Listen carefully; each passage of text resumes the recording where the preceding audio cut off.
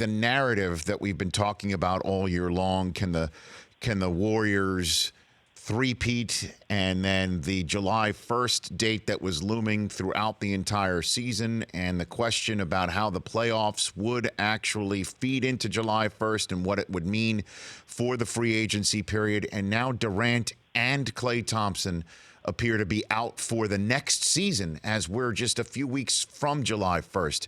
How does this all affect the dominoes of free agency, Dave?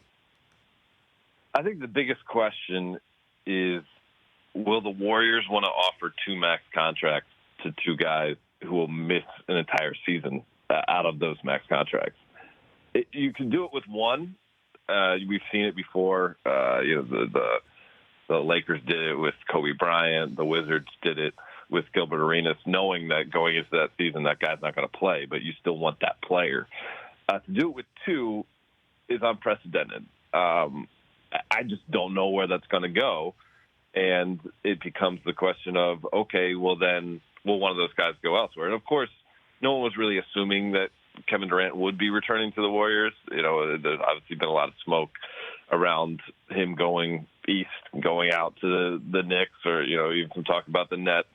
But I'm just most curious right now, because this is, the sample size that we have. We saw the reactions of the team officials walking through to the back with both those guys in Games 5 and Game 6.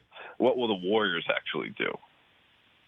What will the Warriors actually do? What will the Knicks do if they might try and offer Durant a max, knowing that he's not around for a full year? I know the Lakers were interested in Klay Thompson, as were a bunch of other teams, but I want to put a pin in that for just a brief second, because when you look at the landscape of July 1st with these guys potentially being out, you have to wonder if the Rockets now, when the word coming from folks in the information business that everybody was up for trade and Daryl Morey was thinking of maybe redoing the team if he could, why not just keep everything as is, knowing that the Warriors aren't going to be who they've been, Dave, right?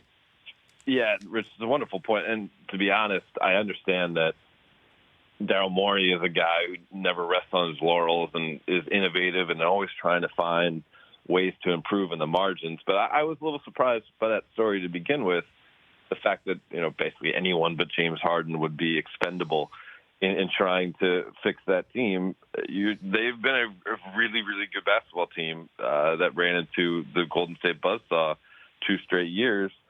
They have to feel as good as anybody right now, based on the contracts they have on their books and the success they've already had, as we look forward. Now, 3 weeks from now, as we see free agents go different places, that conversation could certainly change.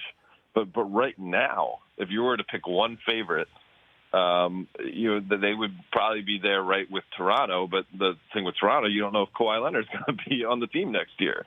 And so perhaps if you were to pick one favorite in this moment, based on certainty of thought, it would be the Houston Rockets. For more of The Rich Eisen Show, tune to Audience Channel 239 on DirecTV for free on BR Live, or download the Rich Eisen Show app.